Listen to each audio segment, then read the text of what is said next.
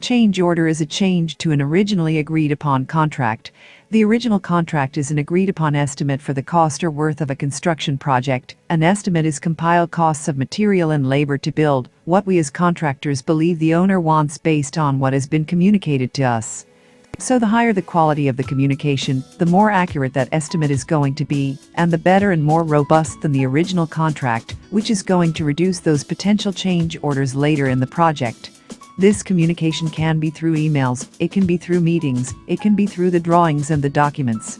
There are many forms of communication. If it's a design and building, contractors may have a part earlier on in that design process, being able to identify and really establish the owner's intent and the architect. If it's a hard bid project, the contractors are coming in later in the game and later in that communication. So the transference of the intent of what is wanted may be a bit distorted. You have the owner, the architect, and then the contractor. The contractor is going to build to the best of their ability, what they believe that the owner's intent is of that building. But again, depending on what the communication is to that point, allowing the architects to have enough time to really design that, and then go back to modify what the owner may require. Is this what you want? Yeah, this is what I want? Or no, that's definitely way off from what I want. This is to be established at the beginning of the project, ensuring a way more successful project and reducing those change orders later on in the project. If you don't know or understand any part of the project, do not feel bad. Ask the question, ask the architect to explain it, because it is important to be clear on the intent of the project. Though a change order is a change to the original documents to the original contract of that agreed upon estimate amount. It could be additive in costs, it could be deducted in costs, it could equal itself out.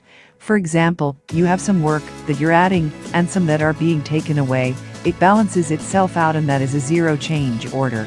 But it's still a change order and may need to be drafted because there have been changes and those changes need to be stated in the contract documents. However, the change order could be adding time because the schedule is usually assigned to that contract as well.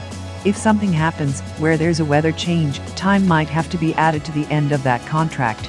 And so it's any change in the original plan, the original drawings, the original contract amount of a project. And some of these are favorable and really easy and smooth to work through with the group. Some of them are a little less favorable. And then some of them are extremely unfavorable. But those typically happen when we shorten up our time at the beginning of the project to really develop and create those quality plans and documents and communication so that that communication flows through the rest of the project. So a change order is a change to your documents, like we mentioned, whether it's an additive cost, a deductive cost, zero cost, or at a time. So just really spend that time making sure that you understand, that the architect understands, and that the contractor understands to really reduce those unfavorable or unwanted change orders later in the project.